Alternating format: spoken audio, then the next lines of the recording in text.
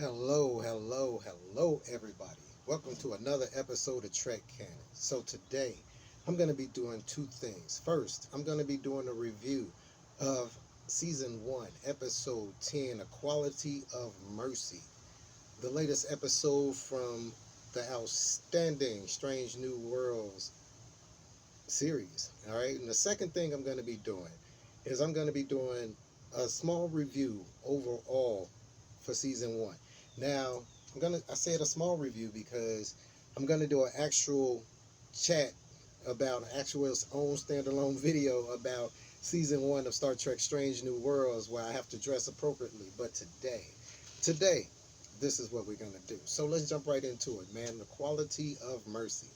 Now, I've been wondering since season 1, episode 1, what they are going to do as far as staying to Star Trek timeline, the actual prime canon, all right, which is all we know, which is what we all know of as, sorry, spoilers, everybody. Spoilers is going to be coming up, but y'all know how I roll. So if you don't want to know what's going to be going on and everything like that, please stop this video, pause this video, take a look at the episode, come back and jump right back in. So as I was saying, right now,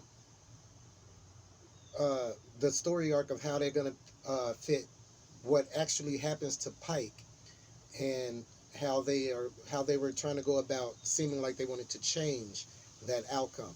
Now, everybody who knows my videos knows how I feel about that particular change if that were to occur.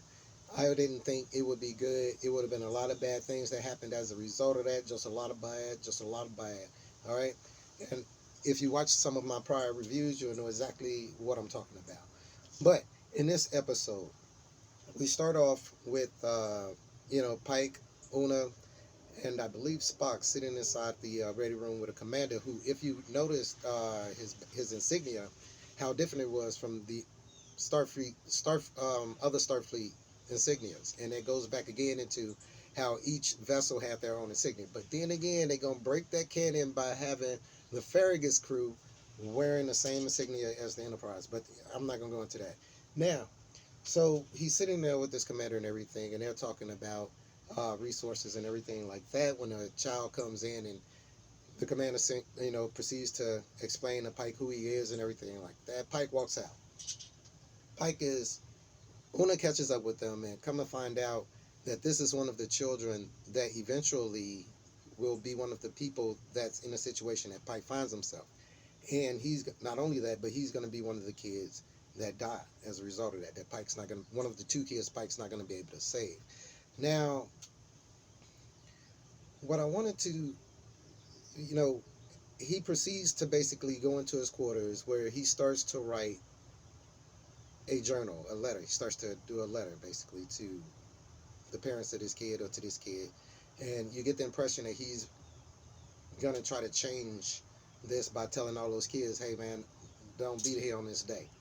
Now, lo and behold, we get a future Pike that pops up. First of all, I love time traveling episodes, or episodes that involve time. So, future Pike pops up. I'm not going to talk about why the uniform he has on is not supposed to be the uniform he has on. I could go into that, but I'm not. I'm not. But he proceeds basically to tell him, hey man, I know what you're doing. Um, the monks basically let me come back to, show you what will happen basically if you proceeded on this path.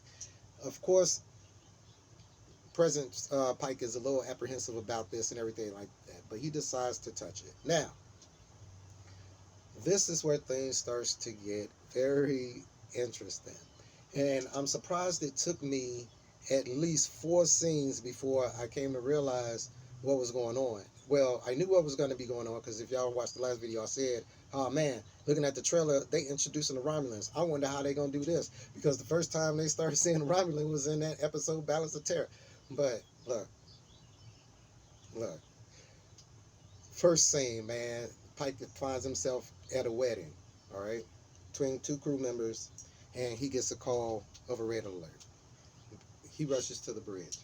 Now, what's going on is that they find out that Starbase 4 or Outpost 4 along the neutral zone is under attack. Starbase, I think 2 or 3, you haven't heard anything from them, and you like, okay, hold up. This communication that's going on right now. Wait, hold on. Look at this background scene. Look at how they say. And I was thinking to myself, hold up, am I looking at another trials and tribulations, but done with Strange New Worlds? Am I looking at another balance of terror? You know what I'm saying? You know, look, let's talk about this. First of all, the time crystal. I know I'm not the only person that's gonna say this. When he opened it up, I thought that it was that crystal that Kal-El uses to toss up inside the snow at the Arctic and made his, you know, Kryptonian castle. I'm not. I'm not. I know I'm not the only person who thought that, right? But I start to understand why Spock in the episode um, Menagerie 1 and 2.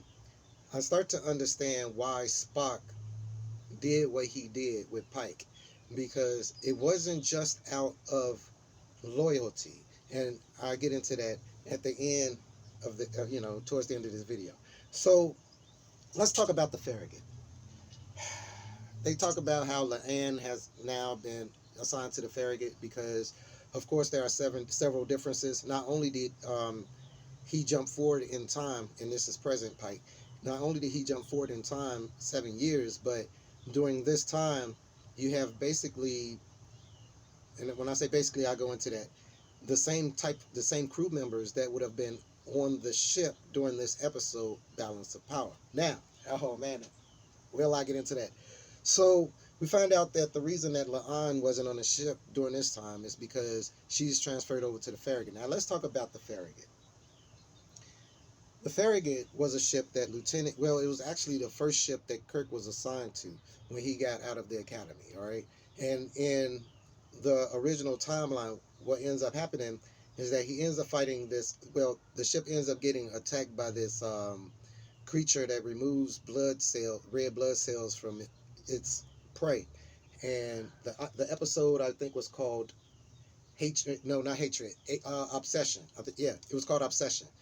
I'll put it right here. But um, that's where we find out that this is the ship, the legacy ship that Kirk belongs to. Now, the thing is, we also find out that, no, I'm jumping ahead of myself. I'm not going to do it. I'm trying to stay chronological here. I'm trying to stay chronological. But we find out that's where La'an is. And we also find out that that the commander of the ship, or the captain of the vessel, is none other than James T. Kirk himself.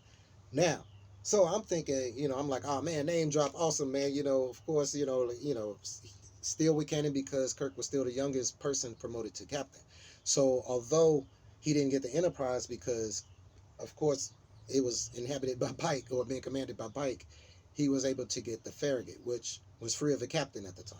So let's talk about this one little thing that they mentioned. They roll up on the place, right?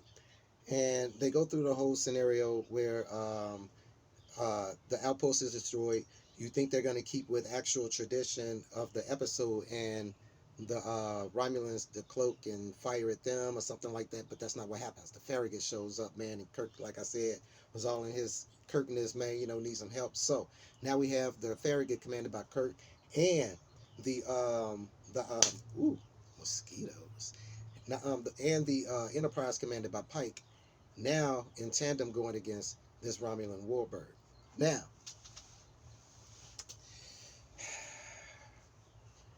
they mentioned something in this episode that I don't really remember happening, but I might have to go back and check it out. But I don't recall in any canon that a vessel under cloak would have problems with using its scanning systems. Now, I know that they have a problem using that scanning maybe as intensely, but I know for a fact in that episode, I'm going to have to go back, y'all correct me if I'm wrong in the comments, I know for a fact that before they went to the tail of that comet, they thought they were scanning a reflection or a mirror image following them, which is why they deviated course. So I wonder why they threw that whole thing in there where the bird of prey, I mean, well, the warbird couldn't detect user scanners while under cloak. I'm very curious about that, man. As a matter of fact, I know that's what happened in that episode because I'm Trek canon. So look, I wonder why they did that though. Anyway, so the thing is that this guy in the episode, in the original series episode, once they found out that the Romulans looked just like the Vulcans, and it's weird how they was just instantly like, oh man, they look just like you, Spock, when they clearly made the makeup different. You know what I mean? They clearly made the makeup Vulcan. Now, there's other species in Star Trek that has pointy ears, but with other facial prosthetics. So I wonder why they didn't keep it. Man, I guess they couldn't because Romulans in the Next Generation on look totally different. But her reaction was basically when I say her, Ortega's, her reaction was basically like this guy, I forget what his name is, from the original series, where those interactions and responses were the same. And let's talk about that. First of all, you're dealing with people who were only a few years, 7 years ahead in their timeline. So the facts and the information and how they would handle it would be almost the same as it would be, as their normal selves. What do I mean? The way Spock gave the responses that he did as far as the explanation of the similarities between Romulans and Vulcans, the explanation he gave as the reason to attack the Romulan vessel instead of letting them go and make a peace treaty. And that was another interesting thing. You know, you have the resource of Sam Kirk, which he used, and when I say you, Pike, he said, let me, talk to me about your brother. What kind of leader is he? What kind of captain is he? And I thought that they were going to give like some kind of bashing type of character assassination type soliloquy on what Kirk would be, some type of downgrade of him. But I'm happy that they kept it honest because everything that Sam said was accurate. You know what I mean? Yeah, he has charisma. He never said he was a ladies' man. I've said that in videos before. Kirk isn't, that's not his thing. The only time he's trying to use his charisma on a female of the species is when he's trying to get her information or further a mission or, something like that. He's only loved like 2 women, all right? Married to one, Naramani. That's okay. Don't worry about that. Long story. So, we turn, look, let's talk about the reveal again for a second. The reveal. So when they hacked into the Romulan communications and was able to see the bridge, just like they did in the original episode. And please don't get tired of me saying it, but I want you guys to know when they do it. The reveal and how Ortega is turned around with the, light on her eyes with just the shadow and everything like that, exactly the same. And I love also how they mimic the music, but added their little touches and little remix part of the nuances to the music that happened during those heightened moments or those reveals from the original series. Now, the linking of the logic and facts, that's another thing, like they did in the original series, was great. Just like with how they were talking about, how I was talking about how their responses to things and how their interpretations or analysis of the situations were the same as the original series because basically it's the same person at the same time giving it, just to a different person. I thought that was great, but I also liked the way that they tried to mimic the situations. Both the Romulan Warbird and the Enterprise were both crippled. The way they shadowed it at first, the way Kirk tried to let the audience know that in the original episode, even though you may not have seen it, this is kind of how the flow went because Kirk was basically letting them know at every step, hey, I think you should handle it this way. I think you should turn and attack. And I think, and this is why. And it was also cool, like I was saying, how Spock was mimicking his same responses that he gave Kirk if Kirk was in Pike's place, like for instance in the original series episode. So another thing that I like was the Romulan interactions between a Romulan commander and a Romulan sub commander. They were basically the same, just as if just like it was on a ship. The the young sub commander trying to make a name for himself, the older, way more wise and experienced commander that's seen enough bloodshed to know that he's tired of it and would like another way. But it's just this one mission and he's bound by duty and honor. You got those impressions from those interactions and the way that Commander interacted with Kirk during the original series. And I like to see, and I like the way they said, okay, if uh, let's portray if we had went the diplomatic route with the Romulans, right? Instead of, because a lot of people give Kirk crap about, oh well, Kirk was brash, Kirk was off the handle, Kirk was gung ho, and all this stuff, but Kirk was actually what you needed at the time that he was commanding a starship. You know what I mean? That's why exactly his symbol is now the symbol of Starfleet. His ship insignia is the insignia of all of Starfleet because he was so pivotal. Just that one mission. Look at that. Just that one mission. Now, I was talking about, um, you know, let's talk about Kirk. So, Kirk is like, yo, he comes up to Pike. He's basically one on one because never in this did Kirk ever try to undermine Pike's decisions in public or in front of the bridge crew. And I like that because there's never something that Kirk would do. Think about oh man, I know I keep going out on tangents, but think about Star Trek Generations, the beginning of that, when Admiral Kirk was basically just, well, he's still captain at the time, just an observer on the bridge. All right, hold on one second, guys, I got to do something. Brother was getting ate up by mosquitoes, man. It must be sweet because look. So anyway, where did I leave off? Right, so Kirk basically comes to him and he's like, yo, Pike, well, I don't know what the Romulans are doing with their 2 hours. I don't trust them, but I don't distrust them, or vice versa. And they come up with a plan. You know it's going to be smooth because it's Kirk. Now, Kirk goes off his way. He takes a shuttle. He blasts off, goes do what he does. Now, just to let you guys know, why is Kirk on the ship? Oh, because Trek Cannon just totally skipped over this. Farragut gets jacked up, right, in the battle that it was having with the Warbird. Now, I loved how they did the animation for this. In some parts, it was a little bit cheesy, but you break out the Tiberius maneuver, I'll forgive some of the cheese in it. But I still love the way that they tried to maintain the suspense. Let's talk about that. And I know that this wasn't really the focus because we already seen what the suspense of the sub to sub type fight would have looked like. But I still would have liked that they maintained the heightened level of fear and anguish and just the dire situation that they actually were in this battle that was going on. Even with the presence of two Constitution class vessels. So, but the focus was more on the differences that Pike would have made and why that was important. And I understand that. But in the background, it could have been still had that air. All right. So let me tell you something. Scotty. Did you guys hear Scotty? Did you guys hear Scotty?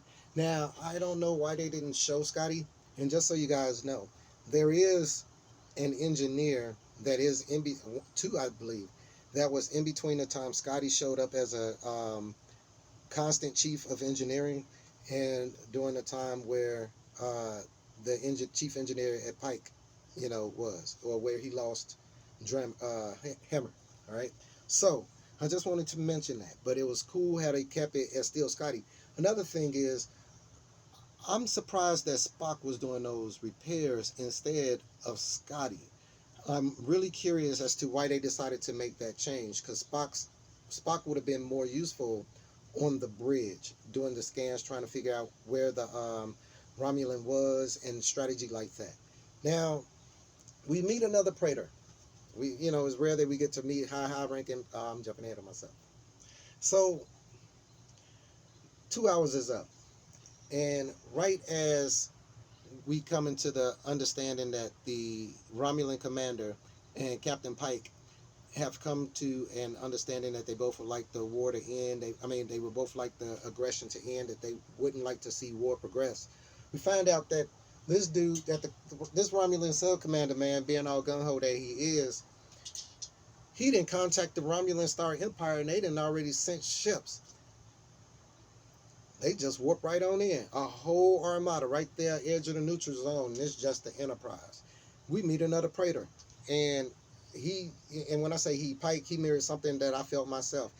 I didn't like her either. But who does really like, all the Romulan, except for the one where they stole the cooking device in the original series. She has some humanity about her. But most other Romulan females is kind of ruthless. You know what I mean? They kind of more ruthless than the guys are, and look, now, right when you think things is going off, right, we get all these other warp signatures. They show up. And I'm thinking it's going to be, okay, let me tell you guys what I thought was going to happen, right? First, this was what I was thinking was going to happen. That Kirk was going to go back to the Farragut, find some kind of way to limp that back to somewhere around, but use some kind of holographics or some type of signal that would make it seem like the Romulans were facing a whole armada. Trick their senses. We've seen this strategy done many times in Trek. No. Not Kirk. That's not what Kirk did. Not Kirk did.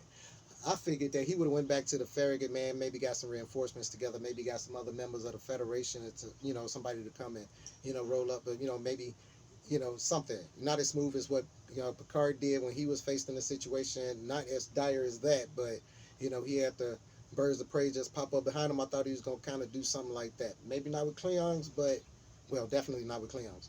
But with some of the Federation allies. But not Kirk. This dude somehow found a bunch of mining robots, which I can only assume were from the outpost that was just destroyed, right? Brought them up to the battlefield, all remote controlled, right? Now it's almost even, right? When in numbers. And only thing I said was, that's motherfucking Kirk. Look, let me tell you something. Second best captain of Starfleet is always my dude. So, come to find out that Pike is still on this let's talk peace stuff, right? Let's talk peace, man. We could still be in peace, man. We could do all of this, la la la la la la. And Praetor is like, dude, and I probably said dude at the same time, which was basically like, didn't Spock just tell you that that's not how they was? Didn't the dude that just sacrificed himself and his crew just told you just how they is? And you still sitting up here pleading with these people when they just told you, look, man, y'all pleading with us gonna make us think y'all weak and we gonna kill all y'all, right? We gonna have a Klingon type attitude about this. But that's always how Romulans felt about it too, that's another thing. During this time, the Romulans and the Klingons are, I wouldn't really call them allies, but they are basically partners. They have, you could say at the least, they have a non-aggression pact with each other. You know what I mean? Like during this time, they're sharing cloaking technology and all that kind of stuff. They don't diverge until a little bit later. I'm curious as to, anyway, side note, talking about the episode. But anyway, all the shooting starts. Kirk beams back over to the Enterprise. Man, they barely get out. Kirk uses all of the Armada ship that's left that he can control to block the escape because Kirk is a gangster. Man, they mentioned his father. They even mentioned the prime time. They mentioned the prime timeline. I'm so happy about that. Now we have the start of the Romulan War, and look, let me tell you something. The Romulans would annihilate the Federation during this time period. All right, they would annihilate Starfleet, all of that. So, needless to say, this is what Pike, the future Pike, wanted old Pike to understand about this situation, and that no matter what time period that the Klingons showed him on Kronos, oh my God, I hope they changed that too. But no matter what time period that they show Pike, future Pike on Kronos, that it's always going to result in a whole lot of more death than would have resulted from him following his path. And Spock would have always died or been super jacked up and not himself. All right, which we got to see because Spock got all jacked up in this timeline. All right, now he decides to accept his fate, man. But I love the conversation that Kirk and Pike have at the end of the episode, where they sit down and they get to know each other, and they, start asking them questions and everything like that. I really love that moment. That was just so cool to me. It was like here's the future handing off from the Strange New Worlds to the original series. That was a very well done torch carry. When I already know it's going to be another season of Strange New Worlds, but this episode right here really did that for me. Now let's talk about Spock and Pike's conversation after he decided to go back to the present and the normal timeline, right? I got the impression from that because of the mind meld, Spock and Pike are now just as close as, say, Sarek and Picard were. All right, and Spock may not know specifically because a lot of the realization that Pike had happened after he mind meld with him, right? Um, I think that not only because of duty and loyalty to his captain, it was because of what you call it when you have to repay debt. It was because of mostly a debt to his captain of having chosen to save his life over his own, which is why he decided to do what he did in Menageries 1 and 2. And I say he, Spock.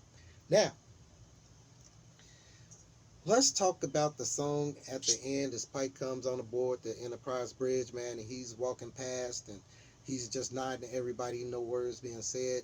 You know what I mean? And, even people looking at him like, that's strange. You heard, by the way, y'all see how Pike turned back to a captain for a minute on Ortega's? You know, when Ortega's kept giving him mouth. I know a lot of times back in a lot of the prior episodes, a lot of people was tripping about the laxy daisiness that Ortega's had with her superior officer. Somebody got to be reading these comments and watching these videos, people. So all you YouTube Trek uh, lovers and influencers like myself, keep it up because somebody is definitely listening. But he jumped out. I mean, he went off. You know what I mean? So the music was so that was touching. That was some very nice music that went with that scene, and I thought that it was a very good closing on a high note as opposed to the closing on that how we closed from the original series. So, A Quality of Mercy. What did you guys think? If you guys liked the episode, tell me what you guys thought. How did you guys think it melded with Balance of Terror? How did you guys like the different perspective that they went? How did you guys like how they are trying to meld canon back into the way canon flowed originally? All right. Uh, Let me know what you guys thought in the thing. Now, a quick overall. All right. Just a quick overall of what I'm going to be talking about in a review of season 1 of Strange New Worlds. Right. All right. Basically,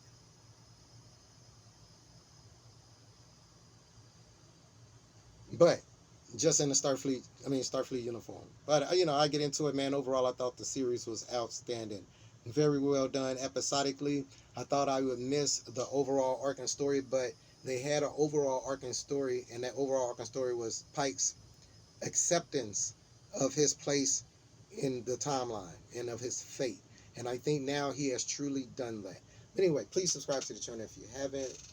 Ring the bell for any future content. And as always, peace, recycle, and say the wells. You guys be cool.